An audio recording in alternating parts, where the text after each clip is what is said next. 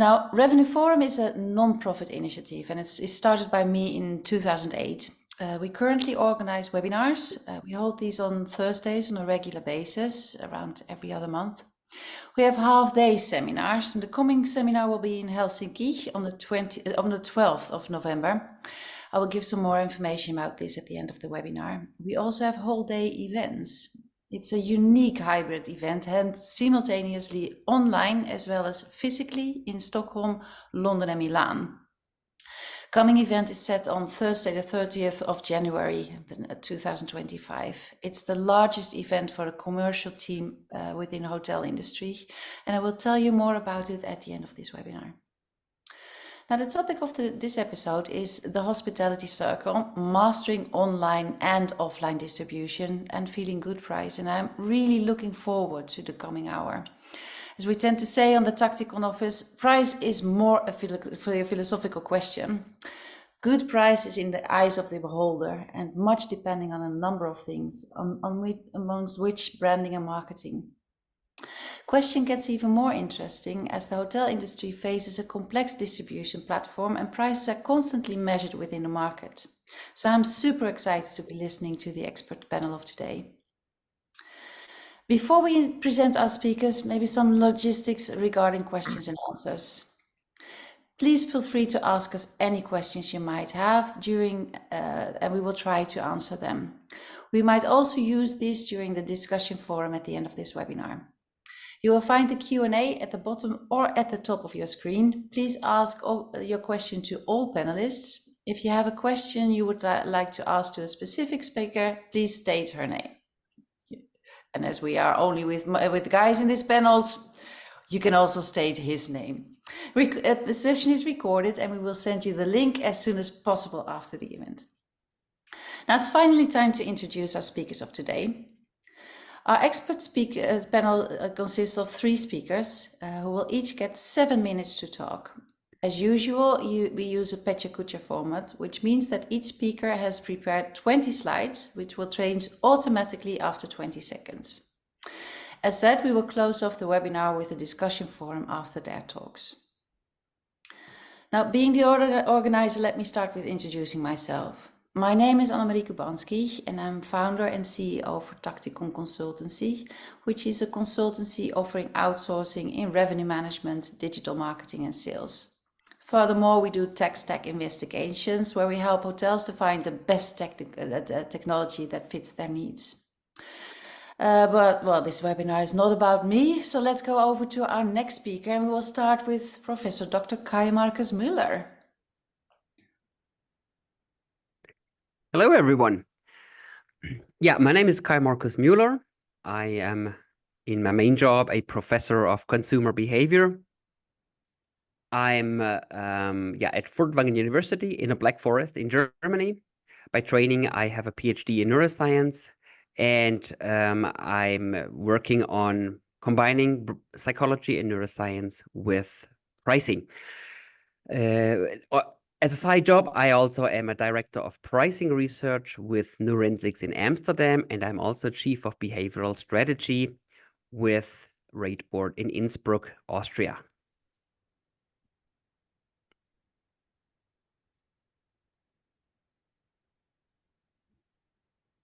Well, the next speaker, Mino, go ahead. Yeah, hello, everybody. Thanks, Annemarie and Joanna, for the invitation. For me, it's a pleasure to attend this webinar. My name is Mino Maisto. I'm international sales account at Zucchetti Hospitality. I've got almost 20 years experience in the tech and digital fields. And over the last 10 years, I've been more focused on the hospitality and tech fields with some international experiences that in some ways have shaped my career. Okay, guys, good morning to everybody. Me, I'm Nicolai Seghi, attending from Florence, Italy. I am International Development Manager of Zucchetti Hospitality Group, the largest IT technology company in Italy, as well as the evangelist in Simple Booking, one of the largest European CRS provider. So this is a strange role, no, among sales and marketing. I'm so happy to be here attending this event. Apologize for my voice. I'm not, like a singer, but because of a little bit of problems. And then my theme will be offline distribution value, revealing you some large data we registered during last year and this year. So just to highlight this type of distribution. Thank you, and I have enjoyed the webinar. Well, thank you so much. I think we really have high expertise within the panel. So let's start with our first speaker. Kai-Markus, are you ready for it? Yes, I've introduced myself, so let's go. Let's start. What is a price? A price is an arbitrary association between a product and a thing. Nothing better illustrates that than water. What is water? We use it every day. It's a product we just get for free from the sink. We don't really get it for free. It actually costs 0.2 euros in Germany, plus minus. And we should be aware of its price. However, we can do a very simple trick to this one and the same product. Just put it in a bottle and we pay 300 times the price. Now, if that is arbitrary, I'll show you more. 300 times the price here is a very cheap German plastic bottle. So what can we do to get a higher price? We could put a brand on the bottle. For example, we could call that brand Evian. Now, if you sell the bottle as Evian water, you can actually ask 1,000 times the price. And by the way, short anecdote, the legal restrictions in Germany are stricter for water from the sink than for water from the bottle. However, it's still a plastic bottle. So let's get in someone, a designer, Christian Lacroix, and have him design the water bottle here, made from glass, not from plastic. And the designed water bottle in blue and red, people are willing to pay 5,000 times the price for one and the same product from water. But frankly, does anybody know Christian Lacroix? Potentially nice guy, but I have never heard of him instead, except for the context of this specific research here. So let's talk to someone who really knows everyone, or everyone knows him, Jean-Paul Gaultier, and let him design the water bottle. What's going to happen? 10,000 times the willingness to pay for one and the same product, for that same thing that you can just turn on the sink in your hotels. You don't even charge for it. You let people shower as long as they want, right? And you can charge 10,000 times. Now, if that isn't arbitrary, it is arbitrary. So you may think that's the end of it. It's not the end of it. Let me introduce to you, ladies and gentlemen, the Evian Brumisateur. What does it do? It sprays pure water into your face, and you can charge 15,000 times for that water. It's one and the same product coming from the sink or coming from the bottle, from the Evian Brumisateur bottle. So how do we influence price perception? I've brought you somebody here, and I would like to know from you. Think about this person. Is it an Asian woman or is it a European man? What do you think? Think about that person. Is it a European man or an Asian woman? That's kind of tricky, huh? Well, maybe we're going to look at someone else who is a bit clearer. Let's look at this guy. Well, this obviously is a European man. So let's do an experiment here. Let's stare at the guy's nose and not move our eyes. Stare at his nose as much as you can. Don't look anywhere else. Really, it only works when you really stare like crazy and something weird will happen. Something really weird will happen. Check out his nose. Stare at it as much as you can. Don't move your eyes. And we have the same weird person coming again. Now, this time she really looked like an Asian woman. Indeed, this is not an Asian woman nor a European man. This is a morph.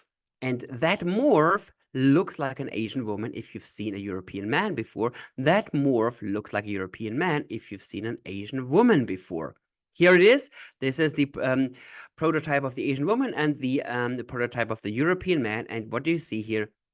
You see the morph in between, and you see how easily our senses can be fooled.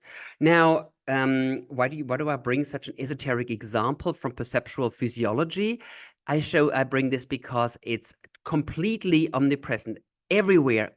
Perception is relative and influenced by what we see before. Here's an example. My cousin bought a Hugo Boss sweater for 250 euros and thought it's cheap because he had just tried on a Prada sweater for 800 euros. Here you see, it's like the woman and the man, and whatever you see first influences what you see and perceive next. In pricing and in number perception, this is called an anchor. And an anchor is a reference number that you can artificially set and purposefully set to buyer's perception. So that salesperson that showed my cousin the Prada sweater for 800 euros first was a genius. He made the Hugo Boss sweater, which is totally overpriced at 250, look cheap by simply showing him the Prada sweater first. And the Prada sweater is such an important concept that I really want to focus it once more. Do you have a Prada sweater in your own portfolio? You got to really think about this yourself. Do you sell software? Do you sell hotel rooms? Do you sell champagne? Do you sell stuff at a restaurant? You always have to have a Prada sweater that makes the rest look cheap, right? Like in this menu here of the restaurant, potentially in your hotels. Look at this. All prices are somewhat similar. You know, there is no Prada sweater. People will in the end buy the wild mushroom risotto or the beef and spinach burger, but we really gotta add a Prada sweater to this menu because this looks really lousy. So here it is, the filet mignon. At 46 euros, this is our Prada sweater, right? This makes suddenly the rest look cheap, right? And this way you can raise prices without raising prices. People will buy the more expensive product, and if this is a hotel room or a beef and spinach burger or whatever, it doesn't matter, right? But the important thing is show the anchor first, show the Prada sweater first. Like in this study, this is a study where beer has been sorted in a bar from low to high, which ended up in an average revenue at 578, or from high to low, ending up at a revenue of 602. Here you see beer M is the Prada sweater. Show it first, show it up there, and it influences the perception and makes us sell more expensive beers. Good. Here's a final effect that I want to draw your attention to. Less is better. Sometimes less is better. This has been discovered at the University of Chicago. Two hotels, double room, cleanliness, good swimming pool, and good meals. So both of these hotels are worth the same. Now, we have asked two groups of people and added to one of the hotels two additional features. A wellness area in Hotel 2 with a Finnish sauna with good condition, herbal sauna that's out of order, and a solarium that doesn't work. Plus 5 fitness machines where 3 are defective and 2 in good condition. This research that I did here at Furtwangen University was shown to 2 different kinds of people, right? To 2 different sorts of groups. And on average, people who saw Hotel 1 were willing to pay 112. People who saw Hotel 2 were willing to pay 100 euros. More than 10% add-on by simply having less. What can we learn from that? Whatever you offer, make it flawless, make it immaculate and spectacular. Don't offer a wellness, the area that doesn't work. Thank you.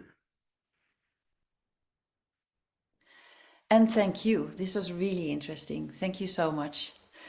Now let's see if we maybe can also just like immediately move over to the next speaker, which is going to be Mino. Mino, are you ready?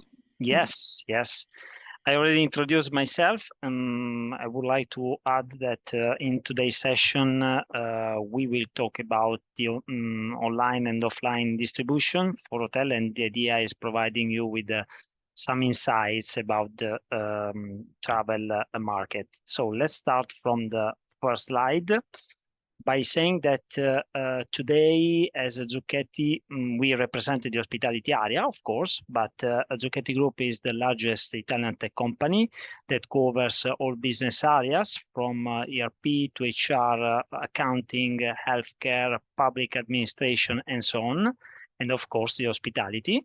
It's precisely in the hospitality field that Zucchetti massively invested over the last few years by acquiring many powerful solutions. So today we have an example. And we deliver our solution to more than 45K customers, so which is a really huge number. Vertical booking central reservation system is, of course, a solution by Zucchetti Group. It's a distribution platform that includes not only an ecosystem of hundreds of XML direct integrations, with the channels and third-party tools, but also being a CRS, its features a channel manager, booking engine, GDS direct connectivity, meta search manager, a call center to manage quotations and offline bookings, and an extranet app and also a booking engine to sell the services as a standalone, so without requiring the room reservation.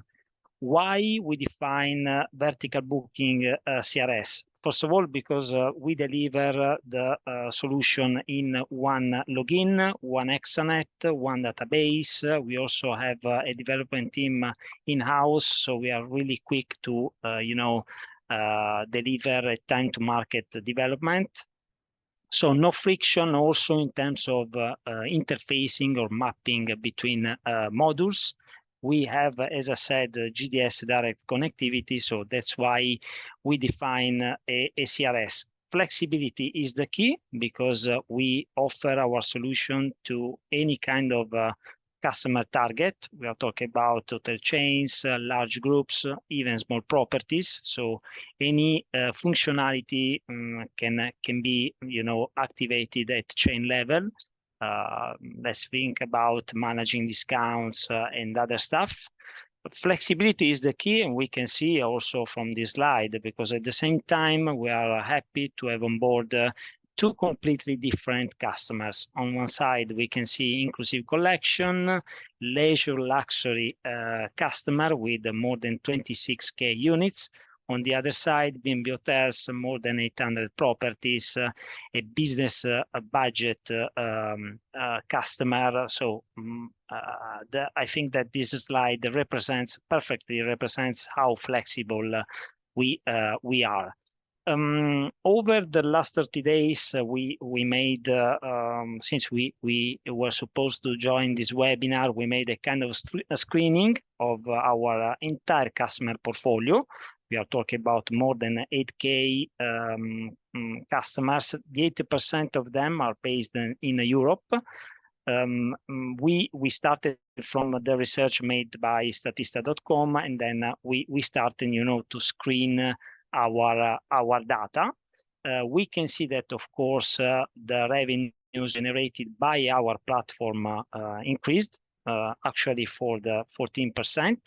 We also have a growth of the ADR, while the length of stay has slightly decreased. And of course, we have GDS corporate bookings that have increased for the 23%. So huge number. This is just to give you, an idea about how our platform is performing. Of course, top three sales channels are Booking.com and Expedia in terms of number of reservations generated through our platform. But let's say that this is also a data in some ways affected from the fact that the 80% of our customers is based in Europe. We are happy to say that our direct booking is helping a lot our customers in driving, reaching, and converting more direct reservations. We can see a comparison between 2024 versus 2023. There is more or less a 13% increase. This also thanks to our call center, which is another tool by vertical booking that can be joined by our customer in the same extranet, same as a channel manager, booking engine, and all the other tools. We generated last year more than 2 million quotations with a 14 conversion rate. So it means that the offline still matters. I'm aware that my colleague Nicolai will be focused also on this topic in the next session. We are working also on empowering our central reservation system with some advanced integration. With Booking.com and Expedia, we developed a section in our extranet where, as you can see, our customers can join some features that until a few years ago, they could just join in the Booking.com and Expedia extranet. So there is a lot of time saving for our customers because they can make all the stuff in our extranet. Another interesting research was made by another important partner, a huge player of the sector, which is Trip.com. Trip.com is also connected to our platform. We can see that UK, Spain, Italy, and France are the major markets growth in 2023.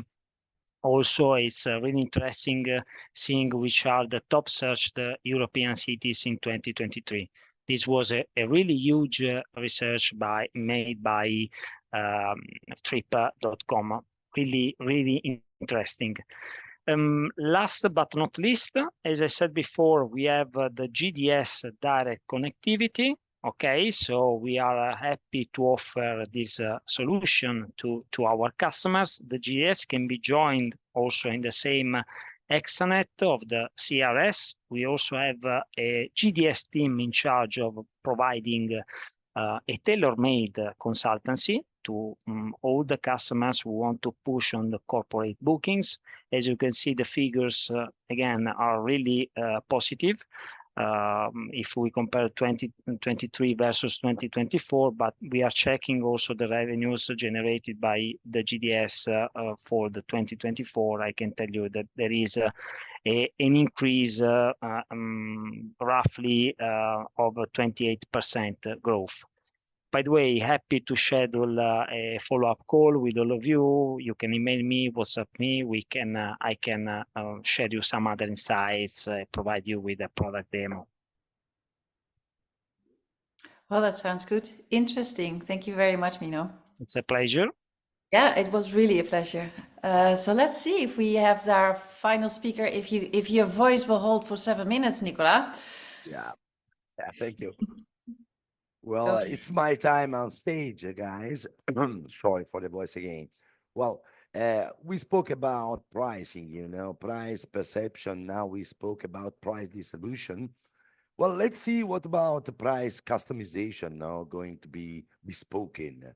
So entering the very, very unknown market of offline distribution.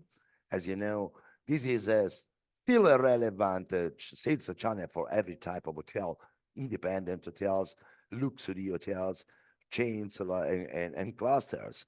So we did a deep analysis and internal research, original searches for this webinar. I'm really proud to share.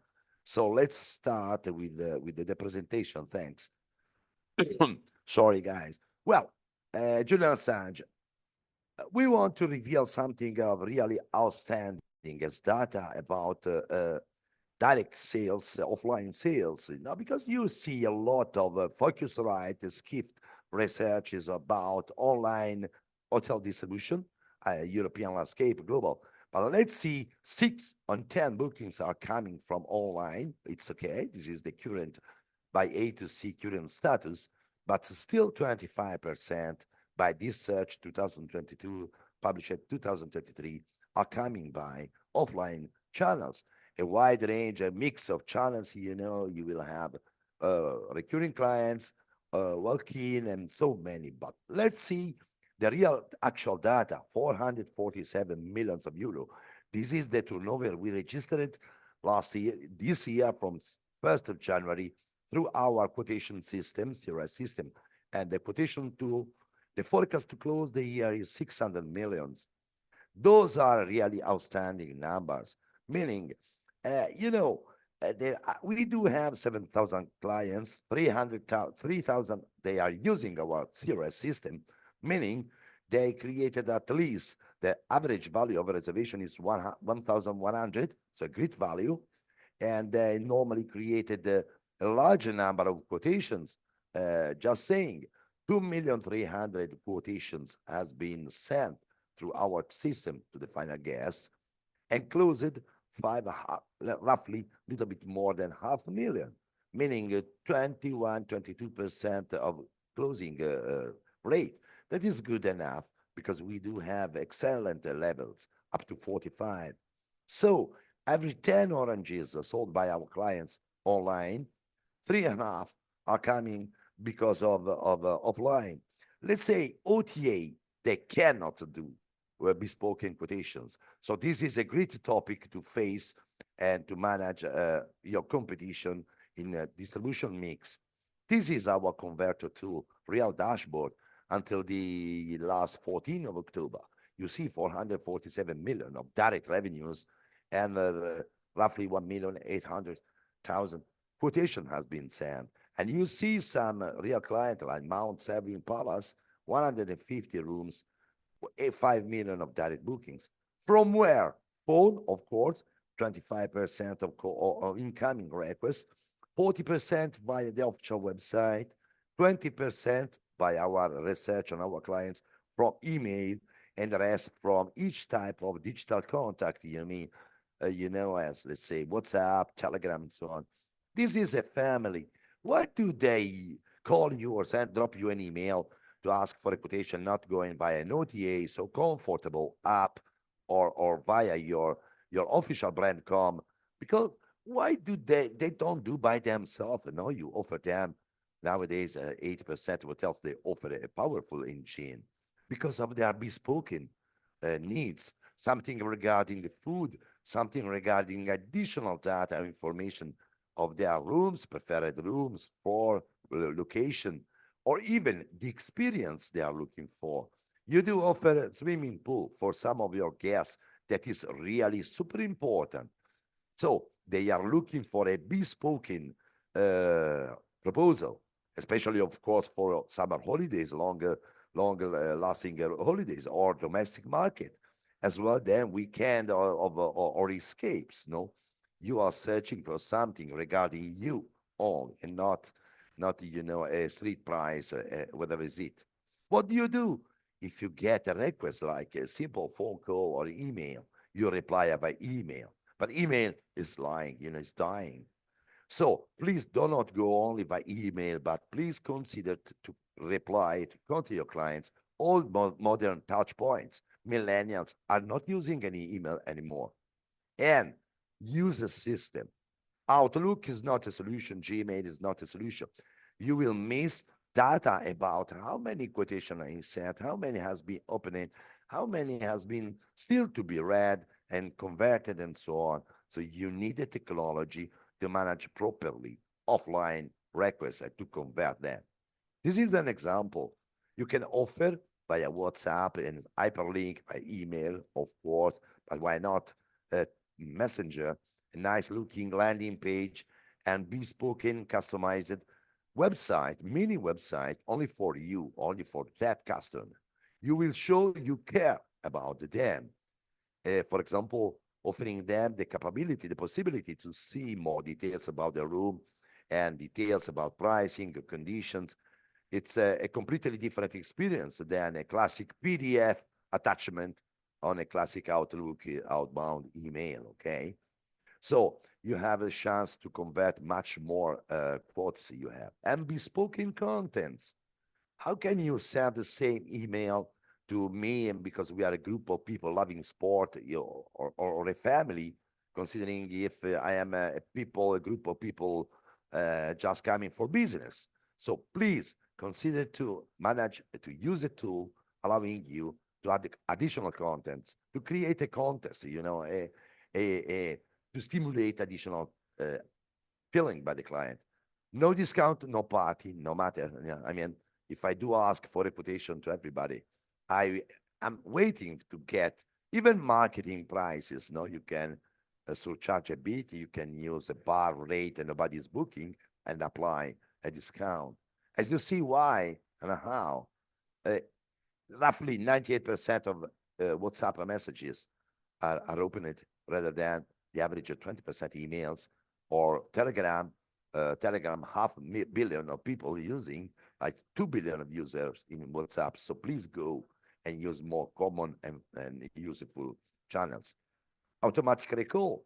You will send a quotation and proposal after getting a request, okay? But as a guest, I'm waiting. You will call me back again with an automatic recap via WhatsApp, by email, but not let the customer sleep in its own bed without any solicitation. You are not getting a quotation request yet. Well, consider to add in your website, you see this beautiful property in the beach area in Italy, a quote link or request form. Book now is a classic, a super classic call to action everywhere in the website, Brandcom website. But please add also, ask for reputation as a stimulation. So some tips, very quick tip about what offline distribution is, how to manage in a little bit more professional way. There is always the time to start in the best practice. We are ready to help. So thank you for listening. I'm ready to reply to any type of question. And thank you, Anne-Marie, for this opportunity. Thank you so much, Nicolai. It was really interesting. I think it also raises the question, like, how are we going to speak to our, so how are we going to use newsletters? I mean, here we are, we just like gathering email addresses, but you're quite right. The new generation is not really listening to it. And I'm quite happy about it. I'm getting like about 100 emails a day. I mean, give me a WhatsApp. Thank you. Well, to the audience, if you have any questions, please use the Q&A or the chat function, and we will use them also during this discussion panel. I think maybe let's start with the questions like about the future. I mean, Mino, I liked your presentation. Could you say what, in your opinion, what is the biggest challenge that hoteliers are going to face or are facing nowadays? Yeah, so in my opinion, so apart from the hotels finding the right solution, the biggest challenge for our customers is also trying, to deal with a unique partner that can cover any hotel needs, because basically, even with the best individual platform, it's crucial to ensure seamless interaction between systems, because if the systems are not properly integrated with each other, a lot of potential is lost. So this could be an important challenge for the hotels. And also the communication between the support teams is equally crucial, I would like to say. In Zucchetti, we are working on it. We are working on avoiding the ping pong that often occurs when connecting external solutions, and also our support team can directly communicate with each other, simplifying in some ways the onboarding process. So ensuring that the onboarding and the training could be faster and more reliable. Yeah, I think you touch a very valuable point. I mean, connectivity is a very big issue, especially, I mean, if you use, well, there are various systems in the world. I mean, I know that you three are just like very, very, very seamlessly integrated. But if you would like to use any of the other ones that, or another system, you immediately get issues. I wonder why it's still just like the case. I must also say, I've got a question from Nicholas Hall. Thank you. I'll just take that in a moment. One of the challenges that we are facing right now, I have no idea if you know the answer to this, but with the coming of it's like new regulations, rate parity issues are actually going to disappear. Especially Booking is not really able to challenge us on it. But then Booking.com is the one that is just like causing the most rate parity issues right now. They have partner offers. Do you know about that? Do you have any contact with your customers about that? The fact that they themselves just like go under the rates of the hotels using a platform, usually also B2B partners to their biggest competitor called Expedia. Do you know anything about it? I mean, actually, our systems are, able also to align the pricing or to display if there is any disparity between the minimum price that the hotels set on the OTAs versus, for example, the minimum price that has been set through the booking engine. By the way, we have our own revenue management system like Rateboard and Libra as well that can always push in any case the best pricing for the hotel. Yeah, yeah. Thank you. Nicolai, I think you were also going to say something. You see, Anne-Marie, price consistency is one of the hot topic, you mentioned. Okay, you can manage prices whatever you want, but at the end, you need a partnering with the main OTAs, You can now handle a very large discrepancy on prices within your direct booking engine and distribution versus OTA. But that is not a good step by my point of view. Okay, you should offer a small advantage, including condition. Let's imagine a little bit more flexible rates and so on. Some add-ons like free welcome drink, OTA that cannot offer. But on the other side, please, as Markus, Kai-Markus perhaps agree, I don't know. But when you search for a product online, you see, I don't know, Nike shoes, you see 200 euro, whatever you want, you see on the web, you see that is the street price. This is a serious price. But if you are seeing some so great different prices online in several portals, direct, brand.com, and so on, you are feeling that something strong is happening. You do not trust anymore to buy online or by that source, and that can limit a lot your direct distribution. So pay attention because price consistency is a value. I agree on that. It's a bit of a complex question because, I mean, as soon as you distribute to the very, it's like expensive channels like wholesalers, but also maybe it's like in some cases the Expedia channels, you get into disparity.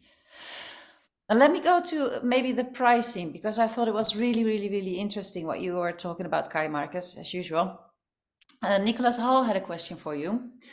How does personalized pricing align with ethical and strategic considerations of price differentiation? Yeah. Well, this is a complex question. I'm personally not a huge fan of personalized pricing, so really meaning Anne-Marie pays a different price from Nicolai if just because she uses an iPhone.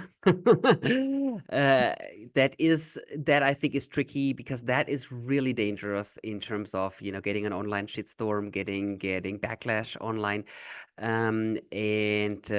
yeah, this also hurts the principle what Nicolai talked about, like being consistent over different platforms and over different venues. And it also is a tricky thing because you're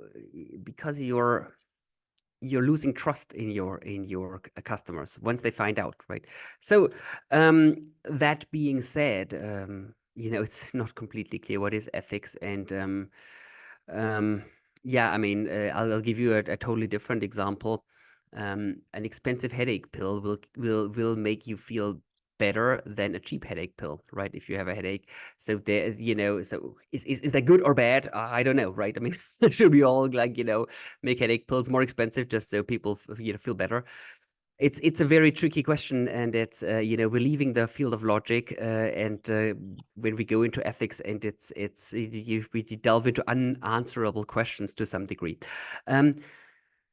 Yeah, generally, I think it's enough differentiation if you say, for example, we have different prices on the weekend or in the high season, or we have, for example, we have various customers at Rateboard that say we only go up with prices. There's a promise, it won't go cheaper. It will only go higher. So these kinds of things are potentially, I think, way enough to maximize your revenue and at the same time maximize the trust in your customers. Yeah, I think maybe is it also the fact that you offer me something that I personally would buy, but maybe not my neighbor. I mean, I'm thinking about like expensive things or expensive products. I'm really just like my shampoo is not the cheapest in the world, and I also just like go to the salesperson that says, okay, use this day cream and you'll look 10 years younger. I still look the same as I do, but I keep on buying it because I like it. It makes me feel just like a luxury person. But I know But it's then like the a lot of question is, why should the shampoo be offered to your neighbor at a lower price? No, I think the price of the shampoo can be the same, but I think the offering to my neighbor would be just a different kind of brand, which is like cheaper and does the trick as well as much as my shampoo does, maybe. Yeah, that's a good point. Well, in hotels we can't offer different brands, but we can potentially offer different package. So that is something that makes things uncomparable again, right? I mean, well, if it includes I don't know, a skiing course or a hiking guide or free tickets to the beach or whatever it is, it's not comparable anymore. So, and then then fairness isn't hurt in this case. So I would really, if Nicholas Hall is really trying to play around with individual prices, I would try to make the offers at least uncomparable. Yeah, I think we are talking within our office. We're talking quite a lot about like personalized pricing, but it's personalized offers. But it's what you say. It's personalized offers. So when I'm looking into when I try to book something, don't give me this like things that are just like for kids, because we don't have any kids, unfortunately. But give me something that I am interested in. If I want to go to a hotel to have like a romantic weekend, well, offer me dinner or something like that. Yeah. I also have another one, and that's I have an opinion about that as well. Then, what do you think about the pricing that always ends at 99? So 99.99 euro. Mhm. Do you think it's a good thing? Is it is there a study about that? It really does look cheaper if you just like decrease the price with 1 cent? There is a number of studies out there, not fully conclusive, but the tendency is that people seem to prefer that price. Yeah, there is somewhat a preference. That being said,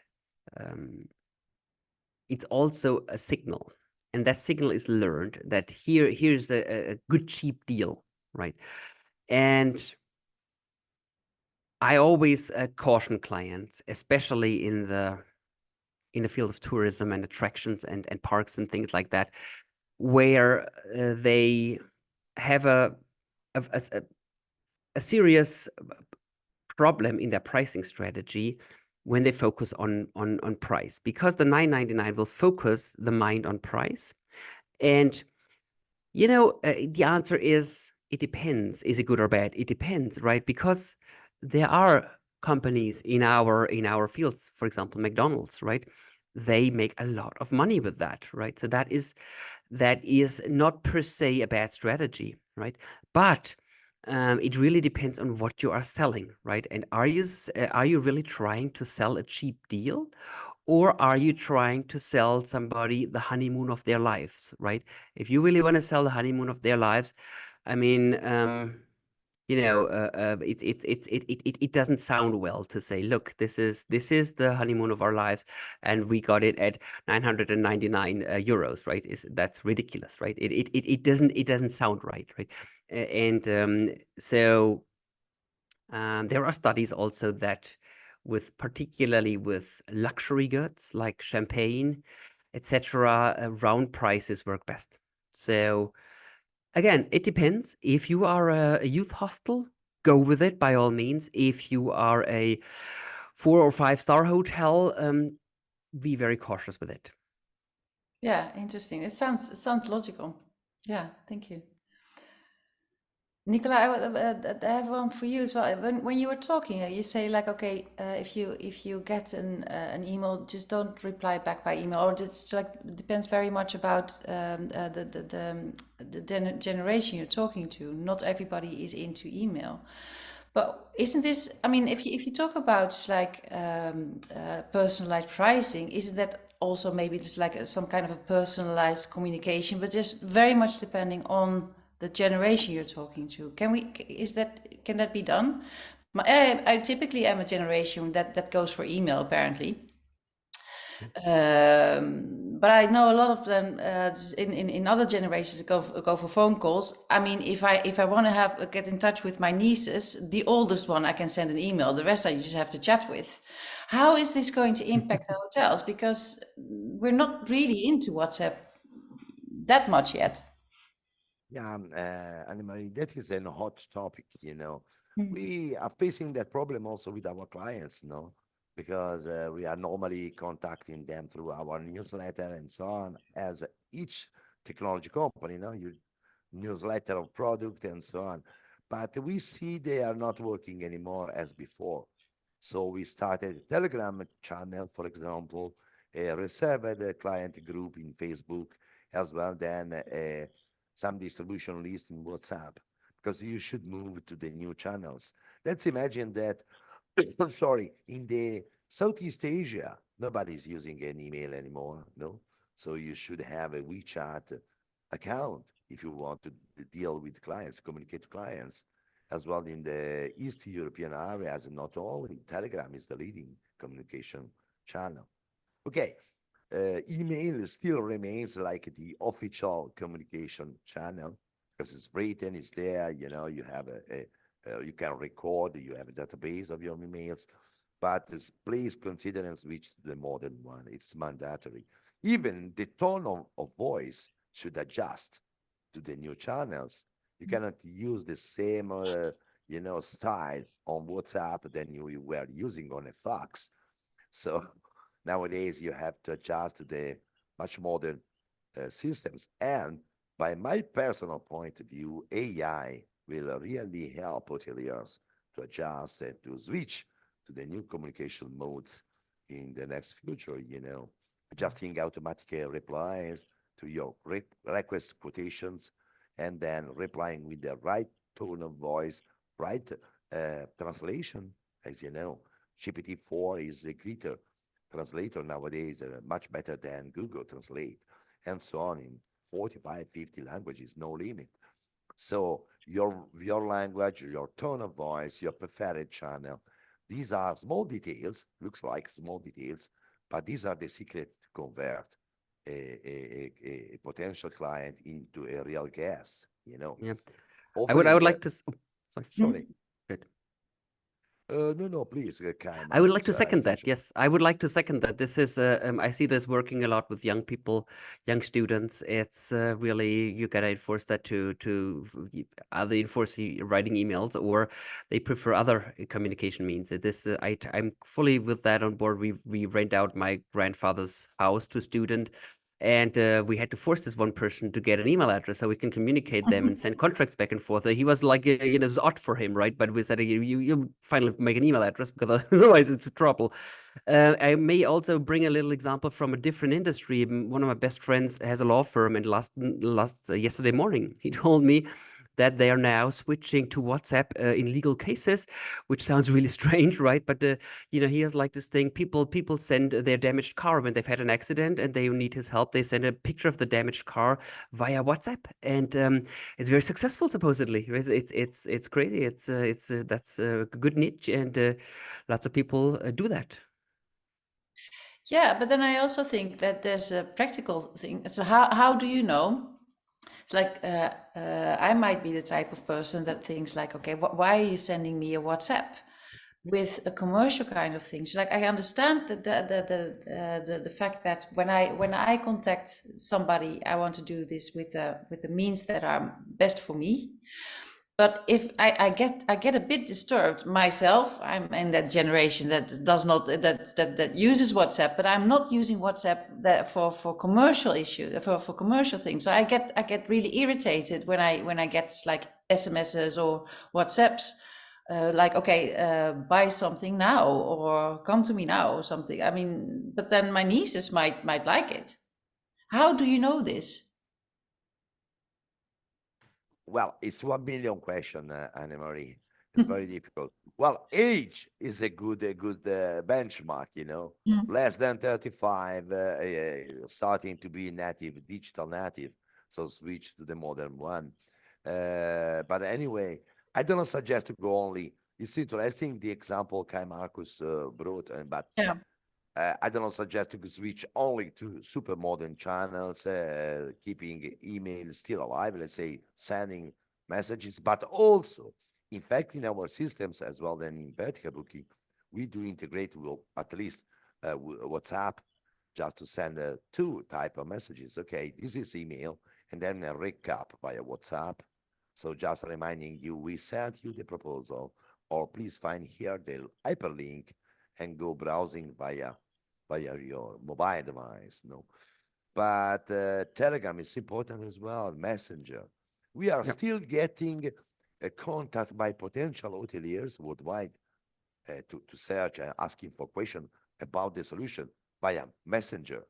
And this sounds really strange, because you are a company B2B contact looking for a CRS, a relevant solution for your business, a core mission critical, and then you send the contact by Messenger. That is the word, new normality. Yeah, of course, Annemarie, we can, also adapt the conversation according to the customer target. So if the hotelier receives a request by mail, they can also receive a reply, by email. But in any case, we can track the conversion through our system. So we can allow the hotelier to deal also with the loyal guests, okay, and then the hotelier can confirm the reservation in our extranet in simple or in vertical booking on behalf of the guest, but we are still talking about direct reservations, so we can track that kind of reservation as direct reservation. That's why we say offline matters. Yeah, I agree, and not always talks about. And I think also maybe in Kai-Markus's example, I mean, if you talk about communication, I mean, if I contact you with WhatsApp and tell you that my car is damaged, I probably presume that you are going to reply to me in the same kind of way. Exactly. That's the way I like it. Exactly. Yeah. I got a question to all of you actually from Johan Öström. Talking about channel preference for the customer, is that something that can be solved by your technical solution, making it easier to communicate with the guests in their preferred way? And I think that we already got the answer to that question, right? Exactly.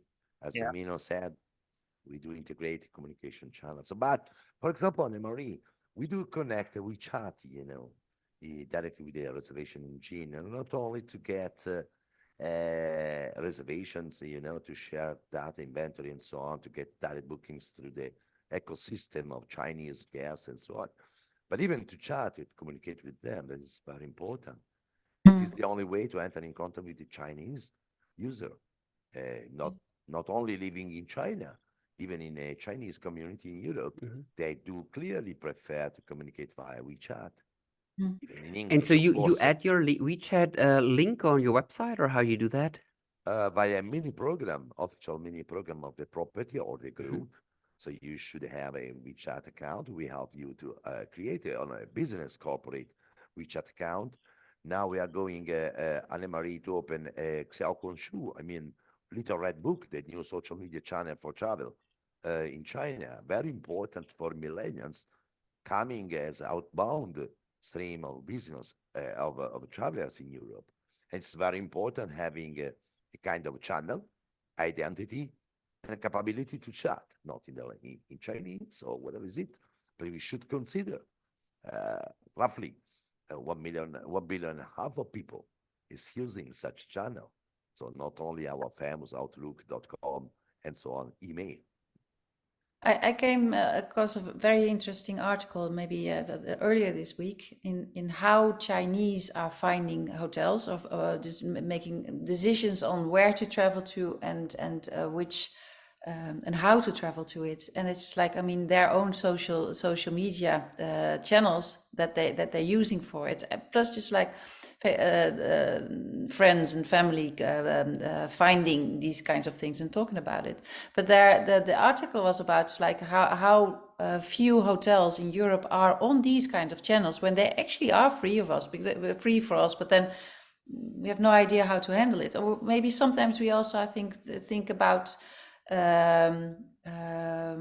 our own situation and think that everybody just acts out of that situation. It's quite difficult to put yourself in the mind of somebody that's completely different than what you are yourself. I think this might also be the reason why we not really have the right tools to just like communicate with the guests the way that they want to do it. But I think an important thing, if I think about what we need to do, is like stop collecting emails, but start collecting telephone numbers. Incredibly interesting. Anything that you wanted to highlight more that we haven't really talked about? Well, maybe going back to these channels, I think it's really for most businesses, this is not that critical. But here in tourism, well, we have guests from all over the world. So I think we basically have to look into all the channels, right, that are popular in various places where people come from. Yeah. And there's also, but then in the end of the day, it's they all end up in Booking and Expedia, it feels like. Yeah, but you're quite right, and it's not only the OTAs, and I think it's an interesting thing also seeing how they're going to react if communication goes more through social media or any type of social media in any type of country. I mean, what will happen with the OTAs? I'm sure they'll find a way. Yeah, platforms always survive. Yeah, or we'll have another channel to battle with in the future. I think it's always going to be the case, I think. Oh yeah, we got a new chat. Current strategy of driving direct bookings for properties is offering a €10 discount from OTAs. What are some of the best practices for classic setup, i.e. bed, breakfast, dinner, hotels? Yeah, okay, you mean that you get like a €10 discount on your own channel. I think maybe Nicolai, you were into that when you were in your speech, right? Well, let's say, yeah, a small discrepancy. I am frankly what we saw via our analysis and our clients analyzing the top seller.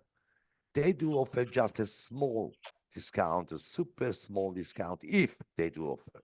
Mostly they do offer additional services free of charge, just to differentiate the experience for the guests. Of course, if I'm landing on the brand.com website, it's a different experience than Booking.com. On Booking.com, I trust because I already did a reservation on that site. I know they do have a help desk and so more and so on. While if I'm booking a property in Los Angeles, just arriving with my flight, I hope if I book directly to find my room, I have no support, nothing of nothing. So there is a risk. It's a trust of matter, as we said. So you should give some advantage at the end. Not only pricing, this is the goal. Not you can be more flexible. You can add some special services. You can add more information. You can offer any kind of additional value for direct bookers. Not only discount as it is, no. So simply, then €10 discount from an ATA. What does it mean? To be honest, because if I go Booking.com, I'm a genius, super genius. Then I'm a mobile, and then go book now and then pay later, whatever is it, I can get up to 20, 25, up to 30% discount. That's on, it. on rack rate, That's it. So, I mean, have 10 reservations, you get one room night for free, or anything like that. It's quite difficult to compete with the global brands on that. In that case, only on price. Breakfast, dinner, yeah, that might be good, but then it might also be something else. I think I don't know, insurance. Offer it for free on your own website, or so, anything that really has a high has a very important value. Breakfast might be good, dinner might be good, but then if I'm in an area where there's a lot of breakfast restaurants around, I might not be that interested in it. But if there's something of a value that has really that is really important to me, so I feel I want to have security, I say something like that. Maybe an insurance might be better. And also, if I may add, you have to, as hotelier, you have to inspire the potential guest or the user, because maybe you can have an amazing booking engine, but at the end, if you don't have, if you have a website, be it like 20 years ago, 15 years ago, you do not inspire the, you know, the user. So you don't convert a direct reservation. So you have to have a website properly developed. Yeah, I think I agree. I agree. Okay, I think that we are at the end of our webinar. Thank you so much for all the questions. Anything you would like to add, speakers, before we close it off? Yeah, Thank you so somebody much. asks here. Anne-Marie, thank you so much for your support and to all attending people. Thank you to be there. Okay, feel free to contact. Good. Well, it's the end of. Sorry. Same here. Also, thank you from my side. I think like there's a ton of things you can do and you can play around with. Lots of fancy psychological effects, way too much for a 1 hour session. But you'll find me on the Rateboard website. You'll find me on LinkedIn. So just connect with us, and I'll see you later. Okay. Well, thank you. It's the end of the webinar. Hope also you participants had an enjoyable hour. Our next webinar will be on the 12th of December, and according to the tradition, the topic of the last webinar of the year will be travel statistics for the hotel industry. We have speakers from Revinate, Book Boost and more, and they will close off the year with wonderful statistics. We hope you will join us again. We will send a recording of the webinar to you as soon as possible, so you can just watch our amazing speakers once more. One more thing for participants in Scandinavia, we return to Helsinki with our Revenue Forum seminar on the 12th of November. We offer our hoteliers a half day of inspiration and networking. For hoteliers, this is free of charge, and it's half a day of inspiration and mingling, as said. You can find more information about the webinars and seminars on our revenueforum.net website. Last but certainly not least, on the 30th of January 2025, we will hold our Global Revenue Forum again. And this is a unique and hybrid event held simultaneously in Stockholm, London, Milan, as well as online. For those who would like to visit the Stockholm edition, we have a fantastic book early rate of 3,200 Swedish kronor, that's ex-VAT. And it's a whole day of inspiration. Book latest the 15th of November to get the offer. If you cannot attend any of our events, you can always join us online for only £69. You can see live what happens on stage in the three cities. You will be able to watch the recordings for the whole year afterwards.